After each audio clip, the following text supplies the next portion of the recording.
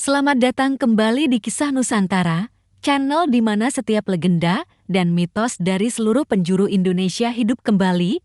Hari ini, kita akan melakukan perjalanan ke jantung tanah Jawa untuk mengungkap salah satu cerita rakyat yang paling menyentuh dan penuh makna, legenda Joko Kendil.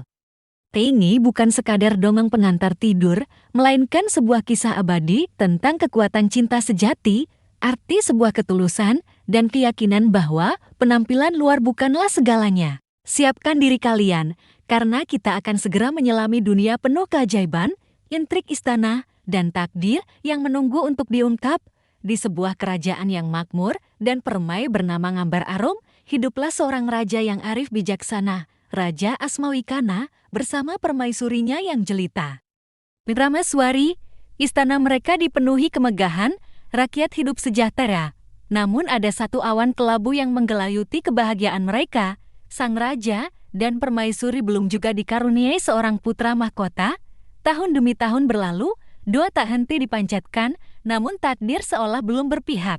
Di tengah penantian yang penuh harap ini, tersembunyi sebuah duri dalam daging. Dewi Nursilawati, selir raja yang hatinya dipenuhi rasa iri dan dengki, diam-diam selalu berusaha menggagalkan kebahagiaan sang permaisuri. Ia tidak rela melihat Prameswari mendapatkan cinta penuh dari sang raja. Dan setelah penantian panjang, akhirnya kabar gembira menyelimuti kerajaan Ngambar Arum. Permaisuri Prameswari dinyatakan mengandung anak ketiganya. Harapan akan lahirnya seorang pangeran pewaris tahta membuncah di seluruh negeri. Namun, kebahagiaan ini justru menyulut api kedengkian yang lebih besar di hati Dewi Nursilawati. Dipenuhi kebencian, ia mengambil jalan pintas yang mengerikan. Secara rahasia, ia mendatangi seorang dukun sakti yang terkenal dengan ilmu hitamnya. Tujuannya hanya satu, menyihir janin yang dikandung permaisuri, agar bayi itu terlahir dalam wujud yang aneh dan memalukan, sehingga seluruh kerajaan akan menolaknya.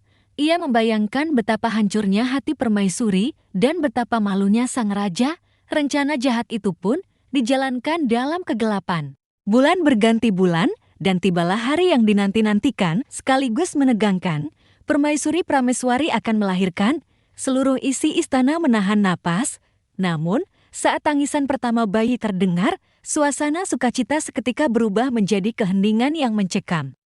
Disusul bisik-bisik penuh keterkejutan. Bayi yang terlahir bukanlah seorang pangeran rupawan seperti yang diimpikan. Wujudnya sungguh tak biasa, bulat dan licin seperti sebuah kendil, periuk yang terbuat dari tanah liat. Raja Asmawikana terperangah, hatinya bagai diremas. Namun, di balik kesedihan dan kebingungannya, cinta seorang ayah tetap membara dengan berat hati, namun penuh kasih. Ia menggendong putranya dan memberinya nama Joko Kendil. Berita tentang pangeran berwujud kendil menyebar secepat angin.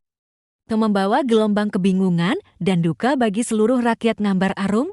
Di tengah kesedihan yang melanda istana, seorang pertapa tua yang bijaksana datang menghadap Raja Asmawikana. Dengan tatapan tenang, ia mengungkapkan sebuah rahasia.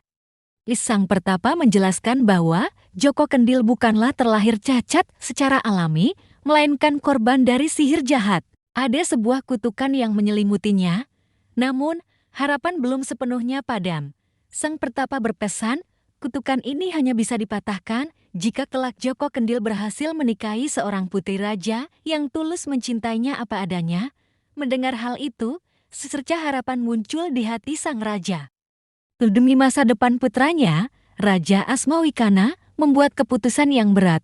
Ia menitipkan Joko Kendil kepada seorang nenek tua yang baik hati bernama Mbok Rondo yang tinggal di sebuah gubuk sederhana di tepi Suma, jauh dari hiruk-pikuk istana.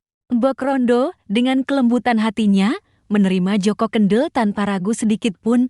Ia merawat pangeran kecil itu seperti cucunya sendiri dengan curahan kasih sayang yang tak terbatas. Di bawah asuhan Mbok Rondo, Joko Kendil tumbuh menjadi pemuda yang istimewa. Meskipun wujudnya hanya sebuah kendil yang bisa menggelinding, ia memiliki hati yang mulia, rajin, dan selalu berbakti. Ia tak pernah diam saja. Setiap hari, ia menggelinding ke sana kemari, membantu Mbok Rondo mengerjakan pekerjaan di ladang, mencari kayu bakar, atau sekadar membersihkan rumah. Sifatnya yang ringan tangan dan budi pekertinya yang luhur membuatnya disayangi oleh penduduk desa. Kehidupan mereka memang sederhana, jauh dari kemewahan istana, namun dipenuhi kehangatan dan cinta yang tulus, sesuatu yang mungkin tak akan pernah Joko Kendil dapatkan di balik tembok kerajaan. Hingga suatu hari, takdir mulai menenun benangnya. Saat Joko Kendil sedang berada di tepi sungai, matanya menangkap pemandangan yang membuatnya terpesona, sesosok putri raja yang luar biasa cantik jelita. Putri Ngapunten bersama para dayangnya sedang bermain air di sungai. Pada pandangan pertama itu, hati Joko Kendil bergetar. Untuk pertama kalinya, ia merasakan sebuah perasaan yang begitu kuat, sebuah getaran cinta. Dengan hati yang berdebar kencang, ia menggelinding pulang dan menceritakan perasaannya kepada Mbok Rondo. Ia memohon agar sang nenek bersedia melamarkan Putri Ngapunten untuknya.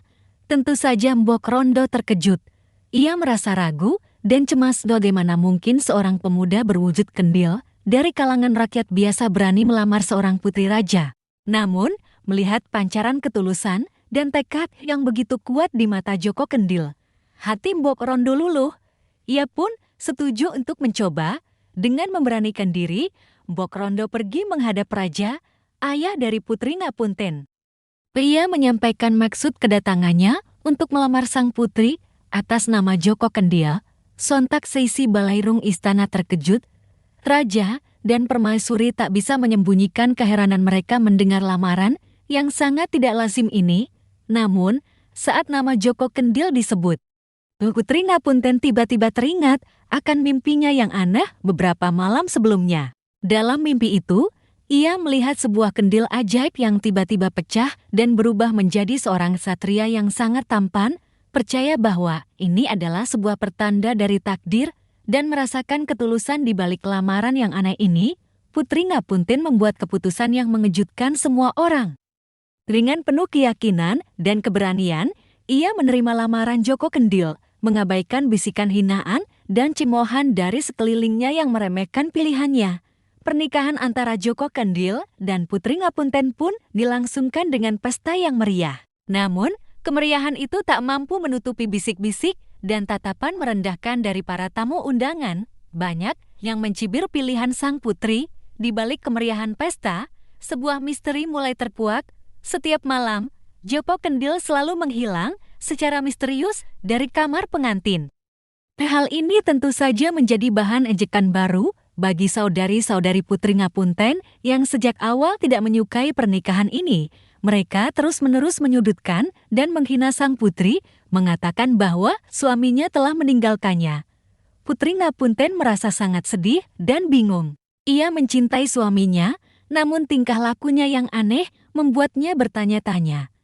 Tidak tahan lagi dengan hinaan yang terus-menerus ia terima, suatu malam Putri Ngapunten memutuskan untuk tidak tidur. Ia bersembunyi dan diam-diam mengamati apa yang akan dilakukan oleh suaminya. Betapa terkejutnya ia ketika melihat sebuah keajaiban terjadi di depan matanya. Joko Kendil, suaminya yang berwujud periuk tanah liat itu, tiba-tiba keluar dari cangkang kendilnya, berubah menjadi seorang ksatria yang luar biasa tampan dan gagah. Sang ksatria kemudian mengenakan pakaian kebesarannya dan pergi meninggalkan kamar, seolah hendak menuju sebuah pesta. Hati Putri Ngapunten campur aduk antara takjub, sedih, dan putus asa. Dengan tangan gemetar, ia mendekati cangkang kendil kosong yang tergeletak di lantai dalam keputusasaannya. Ia mengambil kendil itu dan membantingnya hingga pecah berkeping-keping. Seketika itu juga, sebuah cahaya terang menyilaukan memenuhi ruangan. Kutukan itu telah patah. Joko Kendil, yang kini telah kembali ke wujud aslinya sebagai ksatria tampan, muncul di hadapan Putri Ngapunten. Dengan senyum penuh cinta, ia menjelaskan segalanya.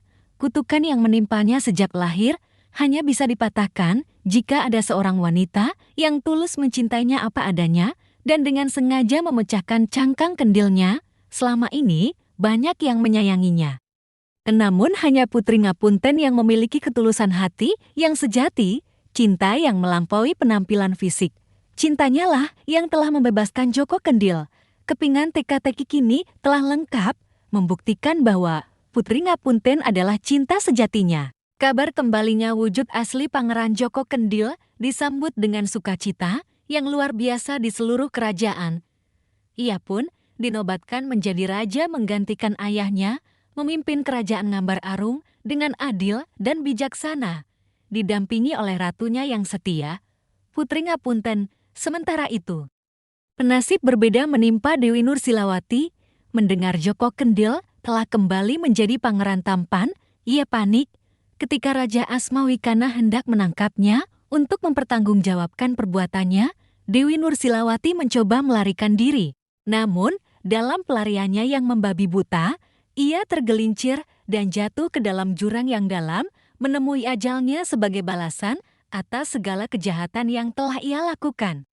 Kisah Joko Kendil mengajarkan kita sebuah pelajaran yang tak lekang oleh waktu, bahwa ketulusan hati dan cinta sejati mampu melampaui segala rupa dan bentuk.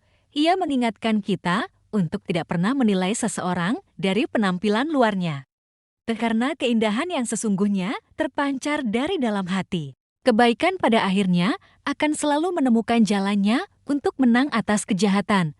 Terima kasih sudah menyimak perjalanan kita hari ini.